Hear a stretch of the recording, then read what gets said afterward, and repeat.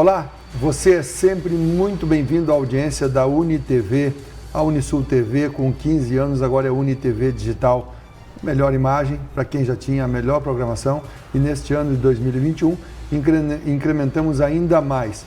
O entrevistado de hoje do programa 60 Minutos, uma novidade neste programa, nesta programação da UniTV, é o programa 60 Minutos, o retorno às noites das terças-feiras, 1 hora de entrevistas aqui sob minha responsabilidade.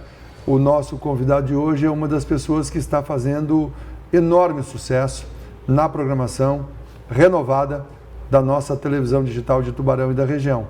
Eu vou conversar com o Haroldo de Oliveira Silva, o Dura. O programa que o Dura tem feito e que tem dado o que falar é Linha de Fogo.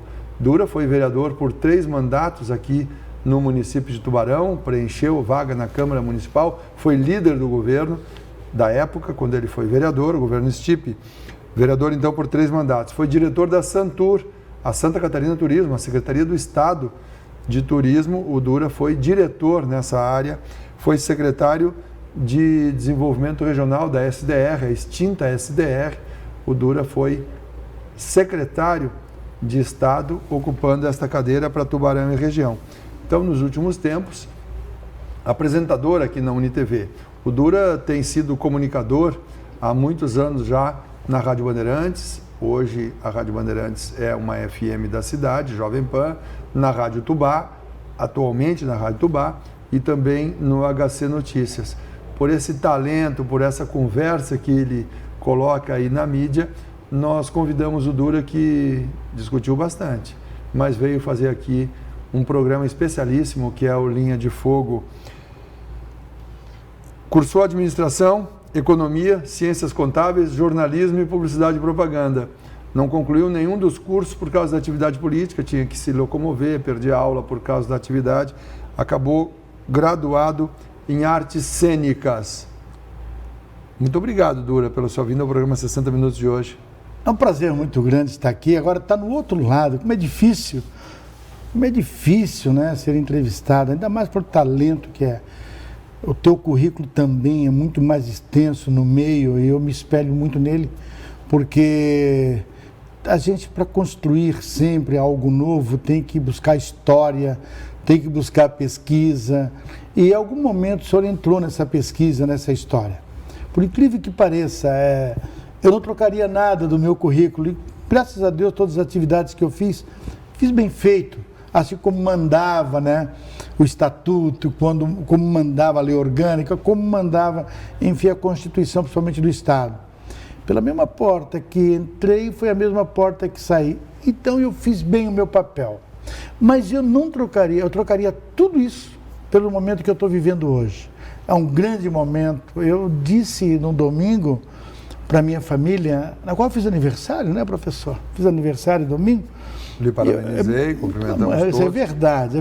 Quero agradecer agora a todos. Agora de público, parabéns pelo aniversário. Muito obrigado. Eu quero agradecer a todos que me cumprimentaram. Não foram poucos, graças a Deus.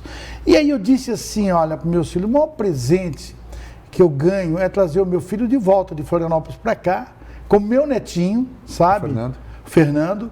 E com o meu netinho. O presente maior é a família. E com a Nora? E com a Nora, principalmente, é claro. Você não falou dela. Mas eu vou falar dela, da Silvinha, que é uma médica veterinária muito competente.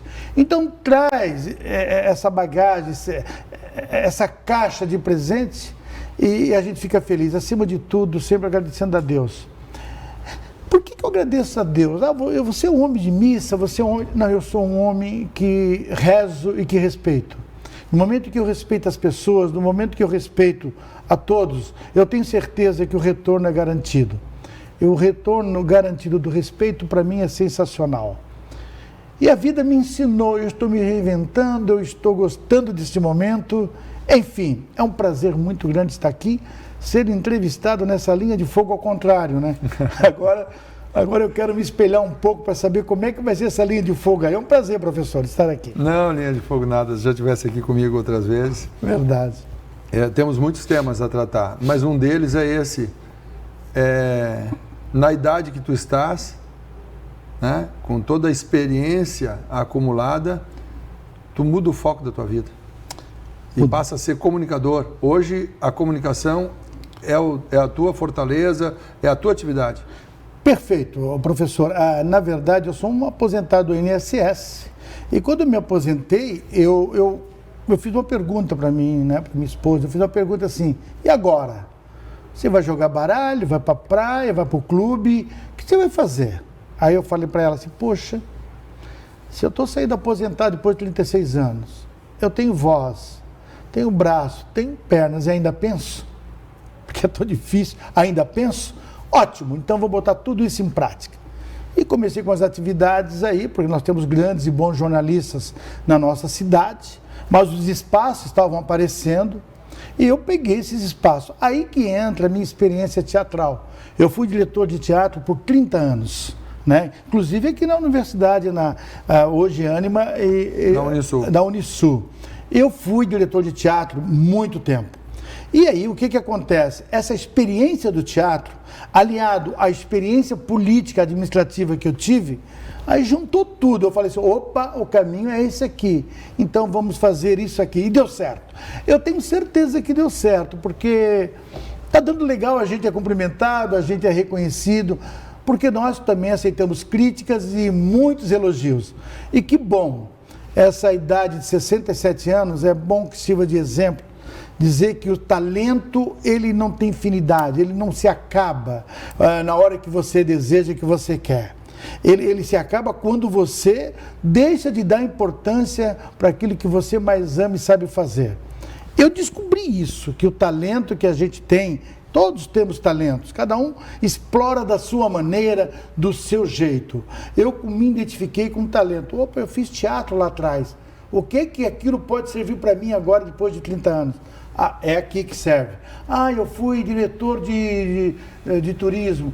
Eu fui secretário, eu trabalhei com governador, eu trabalhei com político. Eu fui vereador, trabalhei com prefeitos, com vereador. O que isso eu posso juntar e trazer para cá? Tudo. Aí juntei tudo e, graças a Deus, estou nesse momento muito eufórico até, e desconfiado, mas muito eufórico. Uma coisa que se percebe no dia a dia, e a gente traz analogias, né? Tu enxerga o que está acontecendo e traz para a discussão aqui. Até hoje, vê-se muito mais jornalistas querendo ser políticos do que políticos tentando entrar na mídia e ser comunicadores, jornalistas, publicitários. E o seu caso é esse, da minoria saindo daquele lado do balcão e vindo para este lado do balcão. Como é que o que tu pode dizer para a gente dessa experiência, Dura? Deixar de ser político, todos nós somos políticos, mas tu era político partidário. Tu abandonou esse viés da tua carreira e vem discutir a política partidária, as relações sociais, as relações humanas. Que avaliação tu faz disso? A avaliação é o seguinte: eu deixei a política partidária há 10 anos. E tem gente que ainda acha que eu sou filiado a partido político. Eu militei muitos anos, eu fui muito forte, muito firme nessa participação política partidária. 10 anos para cá, eu deixei a política partidária. O que eu acho interessante é que eu já saio na frente quando você entende que os de 30 anos que estão aí em termos políticos são os mesmos que estão gravitando por aqui, que estão orbitando por aqui. Tem poucas mudanças dos nomes políticos aqui. Eles continuam ainda dando opinião, continuam articulando, não estão na linha de frente como protagonistas, mas estão nos bastidores articulando. E eu conheço esses bastidores, eu conheço essas pessoas, eu sei o jogo que eles fazem, porque eu fiz jogo também na política. O que te tirou de lá? O que me tirou de lá foi... O jogo é sujo? O jogo é sujo, muitas vezes ele é muito sujo, é decepcionante, sim, é decepcionante. Você perguntar, eu, por exemplo, eu só tenho a agradecer tudo que a política me ofereceu como cargo e não me ofereceu como bens materiais e coisa parecida. Ela me deu experiência, isso que é o mais gratificante. Foi trabalho e salário? Trabalho e salário, merecidamente trabalho e salário. E agora, o que eu acho é que a política hoje, como ela é corporativista, ela é de grupos, ela é feita de grupos. Então, quando você trabalha em grupos, você tem um objetivo, é ficar com o seu grupo. O coletivo que está ao seu redor, pouco importa, pouco interessa. E isso acontece, você sabe melhor do que eu como é que isso se constrói. Isso se constrói buscando, vamos falar de Congresso, isso se constrói buscando deputados para aquele partido, deputado A, deputado B, juntamos tudo e formamos uma minoria ou uma maioria. Minoria ninguém quer, porque os partidos se vendem também. Se vendem, se trocam por emendas parlamentares, por joguetes e tudo mais, por cargos públicos e tudo mais. A verdade é essa. Mas aqui na Câmara isso é uma prática também? É diferente aqui, porque aqui não tem uma prefeitura, por exemplo, quando ela, por lei, ela já tem um número X de cargos comissionados. Por exemplo, já está determinado que um poder público municipal, seja ele qual for, já tem um determinado número de cargos. Então, o prefeito, é da turma do prefeito, é da ala do prefeito, ele vai dar, sempre, se solicitado for, alguns cargos para alguns vereadores, mas não tem um retorno financeiro, eles não têm, porque o cargo que vão ocupar é cargos também de salário muito pequeno. Quando eu me refiro dessa troca, eu me refiro à questão do Congresso Nacional, porque lá o orçamento é bilionário. E aqui não se trabalha com orçamento, lá se trabalha com orçamento. Eis a diferença dos dois casos. Este é o 60 Minutos. Na edição de hoje nós estamos conversando com Haroldo de Oliveira Silva, o Dura. O Dura, que é uma das principais contratações da UniTV nesta nova fase digital e tem feito bastante barulho com o programa Linha de Fogo, o programa que vai ao ar às quartas-feiras, que tem dado bastante repercussão e tem chamado a atenção para o próprio Dura e para a nossa emissora. A gente faz uma rápida parada e volta em instantes.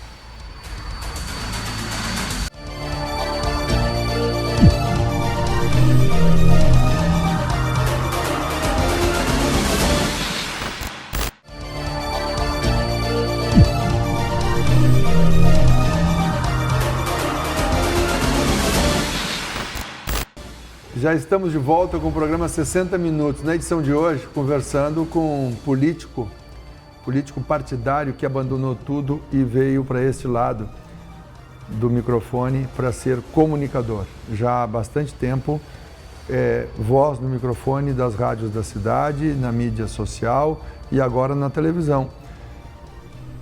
Dura, de onde é que vem o apelido Dura? Por que Dura? Eu me faço essa pergunta quando eu me entrevisto no espelho, né? Eu me faço essa pergunta e não acho resposta, porque é tão carinhoso. Mas em dado momento alguém disse, Dura. Meu pai gostava de colocar apelido, nós somos 8 irmãos, né? Tem a ver com Haroldo? Não, não tem nada a ver com Haroldo, ainda com H, né? Não tem nada a ver. Mas eu acho assim um apelido muito carinhoso. Lá em casa é o seguinte, todos os meus filhos me chamam de pai, o meu netinho me chama de vovô Dura, a minha esposa me chama de Haroldo, né? E a minha nora de Dura também. E os meus filhos chamam por pai, claro, né? Mas a minha família toda é Haroldo, eles me chamam de Haroldo, poucos me chamam de Dura.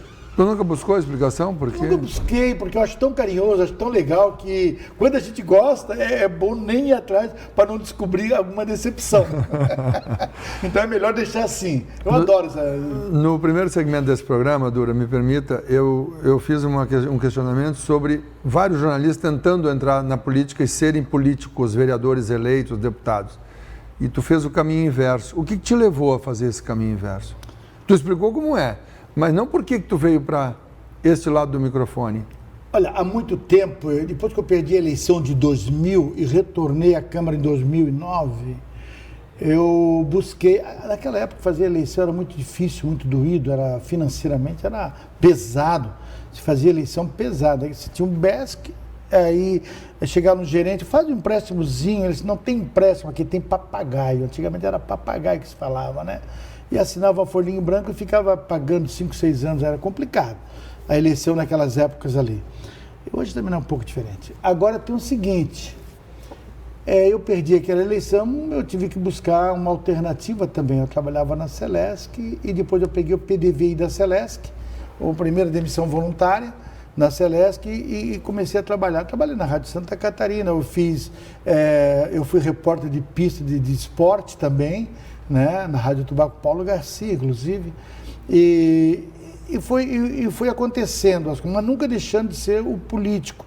Aí virei um pouco esse articulador do processo. Fui Em 2008 perdi a eleição, saudoso Manuel Bertoncini, mas ele me trouxe novamente para a política, para a Câmara, e, enfim. O que acontece, professor, que o melhor caminho é esse, é primeiro ser político, para depois falar deles. Porque quando você já passou por essa caminhada, por essa faculdade, e você saber, quando discute política, falar de Câmara de Vereadores, eu fui quase 12 anos vereador. E nunca deixei de articular, de falar com meus parceiros vereadores até o dia de hoje. Hoje eles confiam mais em mim quando eles são fontes, por exemplo, o senhor conhece melhor do que eu, jornalista de renome, sabe que a palavra fonte, né, é muito importante que a gente preserve ela. E eu tenho essa fonte política. Eu tenho uma fonte no Executivo aqui em Tubarão, eu tenho fonte no Executivo de Capivari, de Jaguaruna, do Estado, da Assembleia Legislativa. Eu tenho fontes. E tenho fontes, inclusive, em restaurantes. Os garçons são minhas fontes. Já dizia os velhos jornalistas que querem saber o que é que está acontecendo no meio político. Contrate um garçom, tome uma cerveja com ele, pode o expediente dele, que ele vira teu amigo, você sabe tudo o que acontece. E eles têm uma malandragem muito, muito legal. Mas, professor, o que eu acho mais interessante, professor Hildo, é que hoje eu me sinto tão à vontade de falar de política, práticas de política, porque ela pouco mudou. A prática de se fazer a política hoje, ela de 88 para cá, da Constituição até hoje, é uma coisa de retalho. Eles estão mudando ela todo dia e a gente acompanha essa mudança. Hoje com outros olhares até. Né? De quando você comenta, quando você fala de política, num microfone, ou numa TV, ou em qualquer lugar que você seja, que algum público vai te ver, você tem que tomar muito cuidado o que você pode estar falando para não perder aquela credibilidade que você adquire. Isso eu conquistei, credibilidade. E quando tu está dentro de um partido político, tu tem aquele viés que acaba limitando a ação, e o discurso e o cuidado, porque não vai bater na casa que está te abrigando. Perfeito. É bem isso. E acontece o seguinte, você também não vai deixar, como o senhor bem colocou no início do programa, nós não deixamos de ser um homem político, um ser político. Né? Não somos partidários. A gente apoia, eu tenho minhas preferências políticas.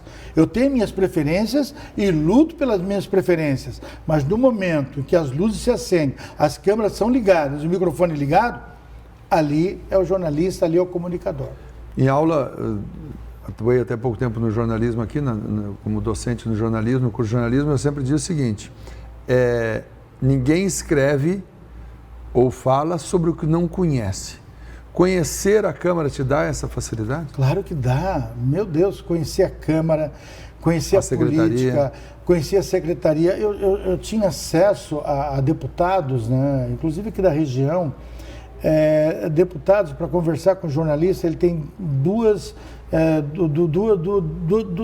ele tem dois pedidos para fazer quando ele conversa com o jornalista. Ou ele quer passar uma informação para ele aparecer, para você dizer o nome dele, ou ele te passa uma informação para prejudicar o opositor dele, ou ele simplesmente quer só aparecer, não quer mais nada. Essa é a função do político, ele quer estar sempre na onda. Então, quando ele escolhe um jornalista... Tem visibilidade. Tem visibilidade, é o que ele procura. E aí, você sendo mais astuto, uma pessoa mais direta e pega nos pinguinhos, pequenos detalhes, você arranca dele algumas verdades. Esse acesso, essa experiência que eu tive me deu. Isso eu tenho, esse tino. Aí eu me liguei mais ainda sobre isso. Como é que eu vou lá agora na Assembleia e eu visito 6, 7 gabinetes? Eu visito gabinetes, lá eu sou bem recebido. Uma porque eles sabem, foi secretário de Estado, foi vereador, é de Tubarão, tem um acesso legal. Outros já dizem assim, não, opa, esse trabalha na UniTV, esse tem um programa lá assim, assim, assim. Tá. Senta aqui, vamos tomar um cafezinho, a gente conversa, vai construindo e fica legal. Fica legal. Esse mundo aí é muito legal. Eu sinceramente, às vezes eu não imaginava, para quem quer fazer jornalismo, para quem quer fazer publicidade, jornalismo, tá no meio, pode ter certeza, não depende só do curso, do diploma que você vai ter, vai depender muito de você buscar, furar, cavar e que você vai encontrar, com certeza, a tua realização. Criar relacionamentos. Criar relacionamentos, principalmente. Eu quero deixar no ar uma pergunta, nós vamos ter que dar uma paradinha de novo. Eu quero deixar no ar um questionamento que é o seguinte: que leitura é possível fazer da última eleição municipal? Com o Juarez Ponticelli dando uma lavada nos adversários, ganhando com uma margem que não sei se alguém imaginaria. Aliás, o fenômeno Juarez, na primeira eleição ele estava derrotado, na última semana virou e fez 7 mil votos acima do segundo colocado. Agora, nesta, ele vai tirando o prefeito de Pescaria Brava, ele foi o prefeito no estado que teve o maior percentual. A cada 100 votos, o maior número foi do Juarez Ponticelli. E onde é que os adversários erraram? E já que ele não vai ser o próximo prefeito, mas seria muito difícil que alguém tirasse dele a prefeitura. Nós vamos dar uma paradinha rápida no programa e voltar para tratar dessa eleição municipal. O Dura, que foi PSDB, e eu vou conversar com ele também sobre o que aconteceu com o PSDB nacional e o que vai acontecer na próxima eleição. Ele está aqui também como analista político, a gente já volta.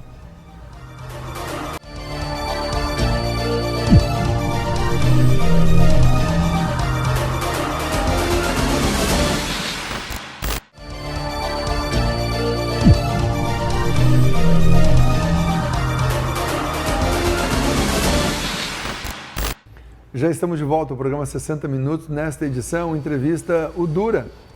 O Dura, que é colega nosso, apresentador do programa Linha de Fogo, aqui na UniTV. Antes de responder a questão que eu deixei no ar, como é que está sendo fazer o programa Linha de Fogo? Ele era o programa que tu desejava fazer? Pensei que você não ia me perguntar isso aí. O senhor está sendo Linha de Fogo comigo, mas eu vou te responder bem tranquilo. Quando você me convidou para participar desse novo projeto, é que pouca gente sabe, inclusive aqui da casa, da UniTV, que nós temos um relacionamento muito forte em termos de amizade. E que o senhor que me buscou lá em 2014 e me colocou no rádio, em evidência, e isso foi crescendo e eu estou aqui hoje. Então, eu agradeço muito. Na Band AM, eu e o Cimar. Você e o Cimar Bonetti, mas o senhor também me deu um espaço na sua bancada, lá no Frente a Frente. Aí o senhor olhou para mim, olhou assim, pegar um gordinho aí que não tem nada a ver, vai acontecer nada, tal. E depois de um ano eu já estava na sua bancada, na sua cadeira, na qual eu sou eternamente grato. De lá para cá, houve muito estudo, muita pesquisa e estou conseguindo vencer. Cada dia a gente vence uma etapa. E o compromisso de não voltar para a política, eu quero que tu fale sobre isso também. Bom, política partidária. Mas fala primeiro sobre... sobre essa questão daqui. Segue a linha. Segue a linha. Aí aconteceu que tem esse novo projeto aqui na UniTV. O senhor falou comigo, foi o primeiro a conversar comigo, dizendo, Dura, vamos para lá e tal, e tal, e tal. Eu falei assim, cara, não quero mais nada, tá bom assim, estou com HC, eu estou com a coluna, estou com a Tubac, estou felicíssimo lá, tá muito legal, tá muito bom. Não, vamos para lá, um novo projeto, assim.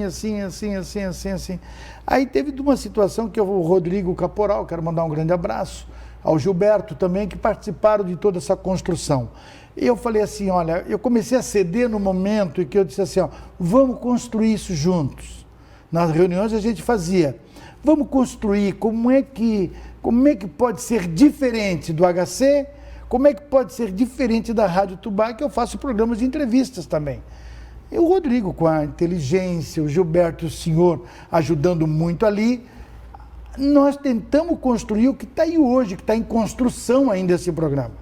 Agora, com o tempo, 6 entrevistas, boas, excelentes entrevistas, é que eu estou assistindo ela 3, 4, 5 vezes na semana. Eu fico vendo, revendo, olhando. Estudando o meu programa. Eu fico estudando as minhas falhas e onde é que eu tenho que melhorar, porque eu estou em construção. Ele não é um programa que está pronto, ele está em construção, desde o Twitter, desde os técnicos, desde os cameramen, desde a minha produção, que é o Omar, desde da direção que passa por vocês. Inclusive amanhã mudamos o horário nessa construção, vai para as 9 horas. Isso é uma boa notícia? Vai para as 9 horas. Eu vou para as 9 horas, quer dizer que eu não vou competir mais com o Flamengo? Vai competir. Não, com o Flamengo não agora eu posso. Não, o Flamengo agora eu posso competir, não tem problema nenhum. Não, não vou competir mais. Pô, não desse ano. Vai ser às 21 horas da manhã, tem que 21 avisar horas. então meu convidado amanhã. A partir das 21. E o que acontece, professor? Eu tenho uma obra, a obra ainda não está acabada, a obra está em construção. Aliás, eu tenho certeza que eu nunca vou acabar esta obra, porque o bom mesmo, ela está sempre se transformando, sempre em construção, para sempre evoluindo, sempre para melhorar. No momento em que eu chegar aqui, olha, o meu programa está pronto, está tranquilo, é isso que eu queria, esse boneco que eu queria, tudo isso que eu quero. Não está legal, eu não vou ser feliz. Eu vou ser feliz quando eu busco a felicidade, quando eu quero encontrar e ela está correndo de mim, eu quero ser bom, eu quero ser cada vez melhor. Eu tenho certeza com a equipe que a UniTV tem hoje, que vocês apresentaram para nós, eficientes, técnicos eficientes, pessoas maravilhosas, pessoas de um bom convívio, que todos aqui, não só eu tenho certeza, não tem o mais velho, não tem o mais novo, não tem aquele que tem 10, 12, 8 de casa, que é a UniTV, Unisul TV. Mas esse novo projeto agora, eu acho que o conjunto, vamos deixar o egos de lado e vamos desejar sucesso a todos. É isso que eu digo sempre. Nós temos, a minha experiência também leva o seguinte dizer, as seguintes palavras. Sozinho você não vai ser nada. É aquela velha história, se você olhar para o céu, coisa de poeta, de teatrólogo, você está numa praia e olha para o céu e não tem, e você vê uma estrela, consegue ver uma estrela muito fraquinha, não tem graça nenhuma. Quando você vê você está na praia, na areia da praia à noite, você olha assim, o céu está lindo, estrelado, maravilhoso, você começa a admirá-lo com muito mais beleza. Pelo conjunto. Pelo conjunto da obra. Essa visibilidade toda que tu tens conseguido pela qualidade dos programas que tem feito, não te dá uma vontade de voltar às urnas? De maneira alguma, eu já estou resolvido. Falta de convite não é, mas estou convidando um cara de 67 anos que já está resolvido. Está resolvido e já buscou um novo caminho, já buscou uma nova etapa, um novo desafio, que é esse que eu estou vivendo agora. Não tem. Eles têm que entender que eu não vou ser candidato a vereador, a prefeito, a deputado, enfim, mesmo que eles me deem a vaga garantida sem concorrer. Porque eu não troco nada do que eu tive lá e fiz bom trabalho pelo que eu tenho hoje, que se chama tranquilidade e esperança de ser melhor ainda. Muito bom. Dura, que avaliação é possível fazer da eleição do Juarez e dos adversários? Teve diversos candidatos e o Juarez foi lá e teve uma votação que foi a maior da história da cidade. O que dá para dizer desse processo? Primeiramente, pela experiência do próprio Ponticelli. Competir com o Ponticelli e Caio Torcassi, pelas suas experiências e pelo belo trabalho do primeiro mandato, isso viria a repercutir. Eles tiveram no meio do caminho um problema muito sério que o mundo teve, que foi uma pandemia. Eles tiveram que trabalhar esse lado da pandemia e esquecer um pouco a gestão. Mas não esquecer que eram prefeitos da cidade, prefeito e vice. Esse é o primeiro ponto. A eleição foi no meio desse tumulto todo. Quem tinha que mostrar, meio que estava se dando bem, que era o caso do Ponticelli. Mas o Ponticelli tinha um agravante, o Caio Torcassi tinha um agravante que é a pandemia. Mesmo ela em alta, mesmo morrendo gente, matando gente e tudo mais, isso podia depor contra eles. Porém, os adversários não se aproveitaram dessa situação. Primeiro pela falta de experiência de todos eles, todos os candidatos, falta de experiência. Depois, falta de planejamento deles. Eles podiam fazer uma eleição assim, vou estar aqui, sou novo, vou me apresentar. Daqui a 4 anos, 2024, estarei de volta. O Juarez fora, porque é o segundo mandato. O Juarez vai estar fora, vai estar o segundo mandato, nova eleição. Eles não pensaram isso. Eles quiseram ir para o embate, quiseram ir para o tie-break. O que aconteceu? Quiseram ir para o ringue. Aconteceu o quê? Vamos analisar. O MDB é um partido, historicamente, um dos maiores de Tubarão, como é o maior do Estado. Só que é desorganizado. Ele é muito desorganizado e tem uma falta de liderança muito grande aqui em Tubarão. De repente, o doutor Cristiano surgiu assim como eu participei dessa construção também do Cristiano, colocando ele primeiro no diretório. E quando tentaram colocar ele como prefeito, eu disse para ele, o caminho não é esse. Faz o trabalho certo, seja vereador, vai ser eleito, é uma boa votação e tudo mais, porque ele tem uma clientela muito boa, né, como médico. O que aconteceu? Uma que ele ficou sozinho naquele meio, abandonaram o barco, outra que a coordenação, o jeito, a forma de fazer política foi de muitos anos atrás, que não se fazia mais. Que a gente hoje discutia propostas, não discute questão pessoais. E quando virou para a questão pessoal, aí o barco, o Juarez, desandou completamente e o Juarez navegou, só surfou. A pandemia deu uma baixadinha entre setembro, depois voltou com tudo em dezembro, depois em março, aí Juarez só colocou o quê? Se colocou à disposição. Juarez só se colocou dizendo assim, eu quero uma reeleição porque o pouco que eu fiz, ou muito que eu fiz até agora, eu acho que me credencia isso. E não foi diferente.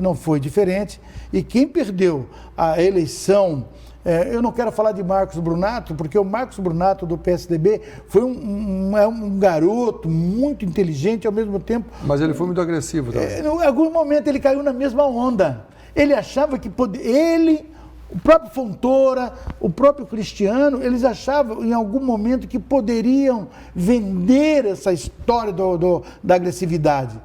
Em eleição não se tem mais isso. E o Juarez soube suportar. Quem bate, perde. E quem bate, perde. O que está acontecendo?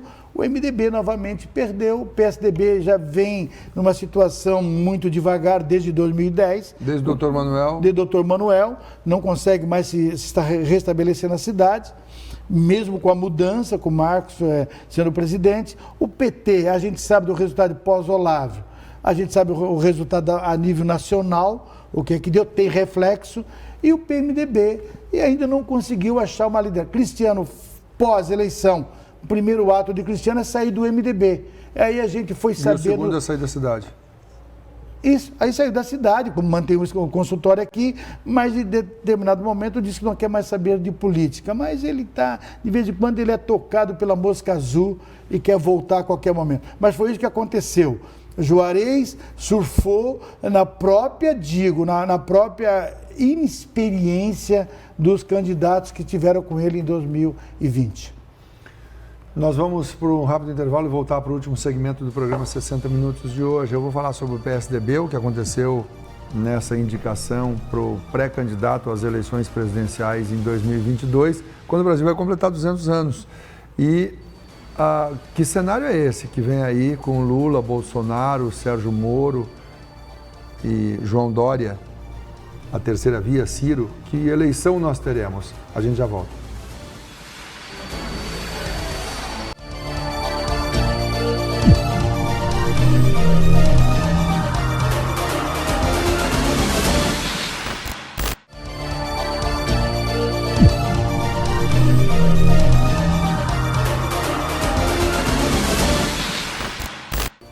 Já estamos de volta com o programa 60 Minutos, na edição de hoje, entrevistando, conversando com o Dura, Haroldo de Oliveira Silva, comunicador da UniTV, onde faz o programa Linha de Fogo. Dura, deixamos aqui para este último bloco, o derradeiro bloco, assim como hoje é o derradeiro dia de novembro e virá aí o derradeiro mês de 2021. Ano que vem, eleições presidenciais nos 200 anos do Brasil.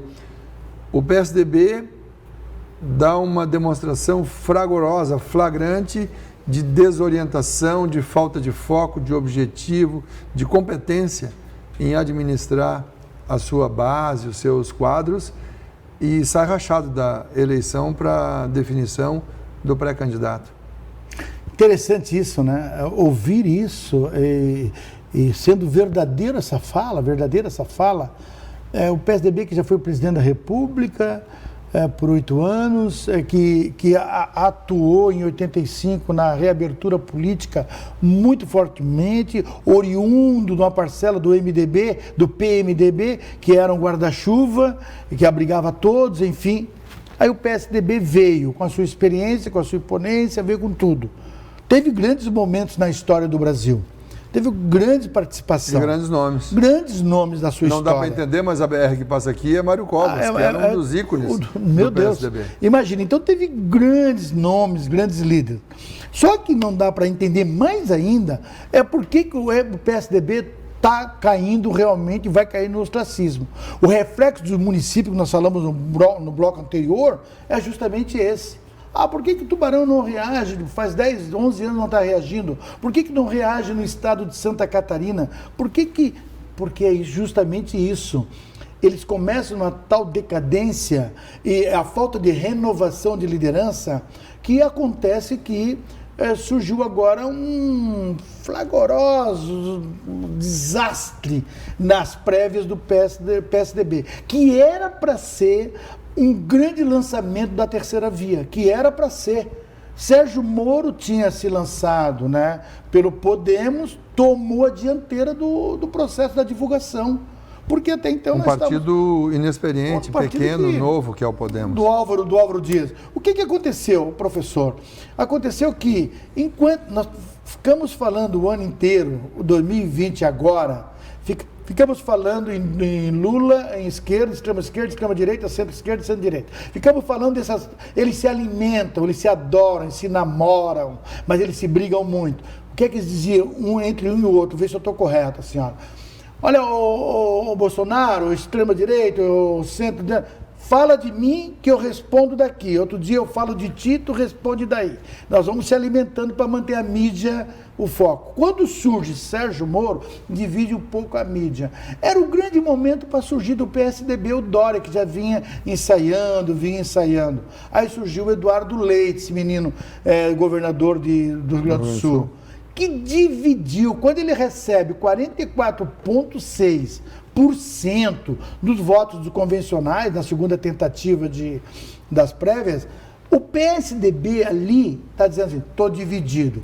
E pior ainda, quando o Dória, que ganhou a eleição com mais facilidade, com mais recurso, com tudo mais, disse assim, o João Eduardo Leite, quer ser meu coordenador?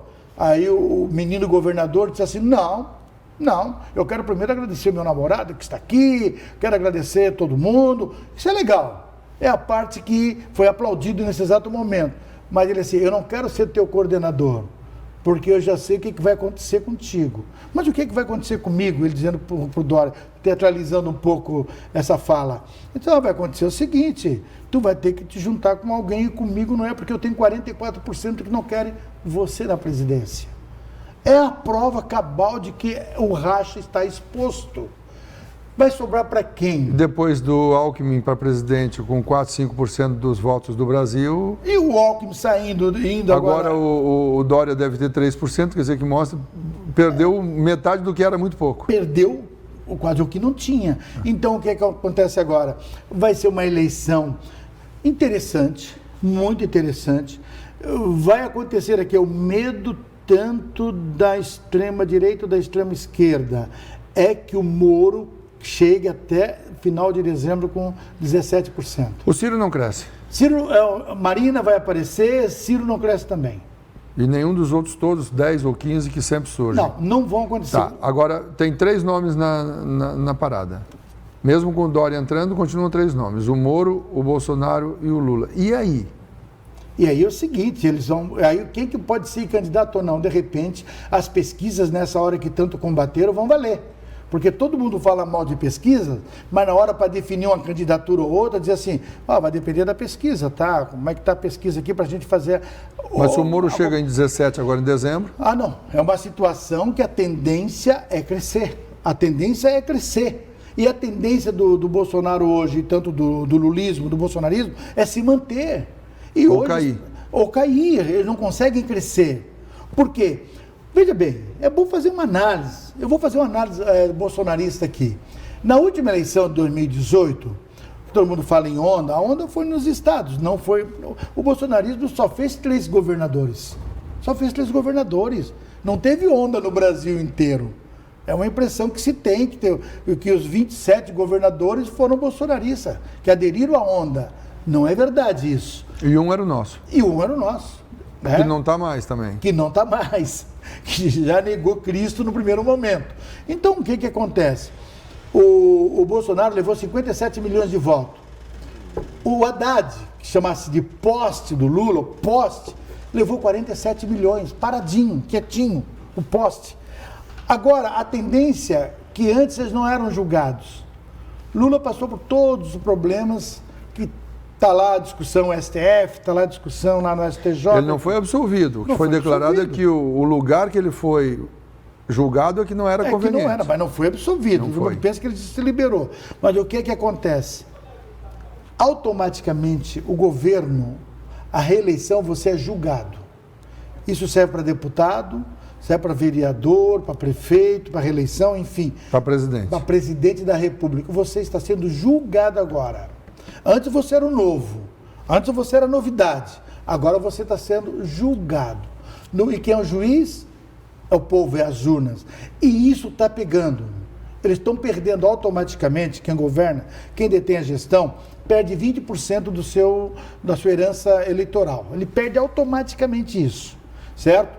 Isso serve para os dois lados. Tem uns que dizem assim, eu não voto no Bolsonaro, mas também não voto no Lula, mas não revela o terceiro voto. A outra opção, a terceira opção. Aí surge o Moro. Aí pode surgir o Moro ou pode surgir o... Porque a corrupção incomodou muito o Brasil. A corrupção, incomoda. Ela incomoda até hoje, ela incomoda. E aí, como o Bolsonaro surgiu com essas novas mudanças, novas ideias, e não aconteceram, porque quem manda no Brasil é quem tem o orçamento, e quem tem o orçamento é o Congresso Nacional, quem determina. Ou o Supremo.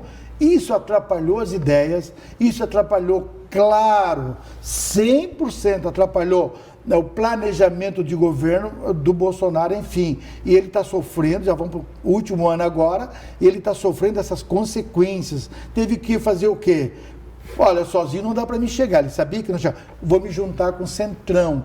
Ele juntou com o Centrão. O que é que eles me dizem? Dura se juntou com o Centrão pela governabilidade.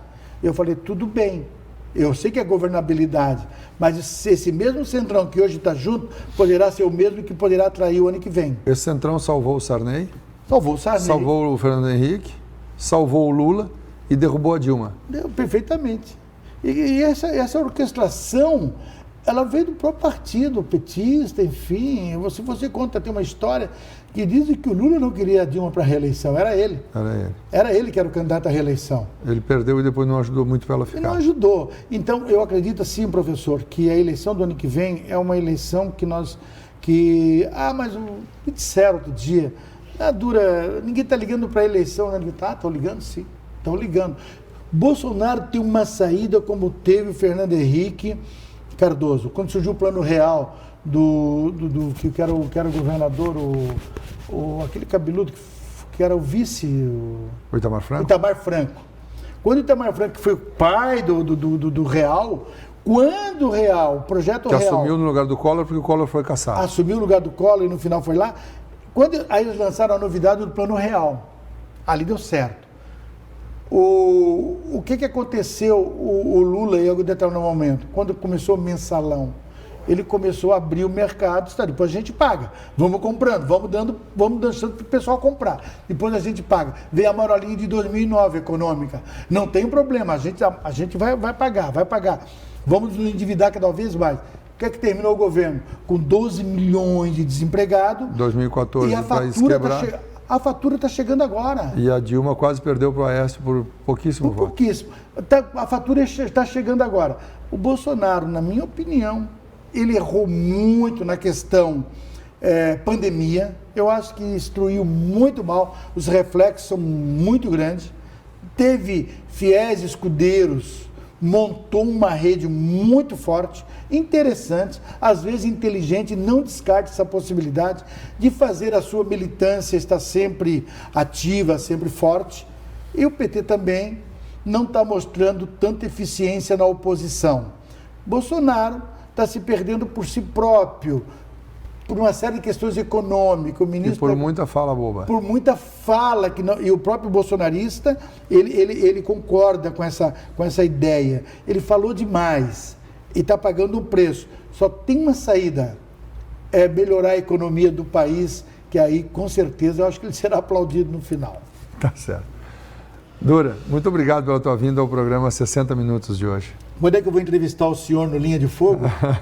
Não vai ser essa molezinha, não. Vai trocar, gentileza? Não vai ser essa molezinha, não. Muito obrigado, eu que agradeço mais uma vez e parabéns pela nova UniTV. Muito obrigado. E obrigado a você que acompanhou a edição dos 60 Minutos desse programa de hoje. Continue com a nossa programação preparada diariamente, minuto a minuto, especialmente para você. E até o nosso próximo encontro.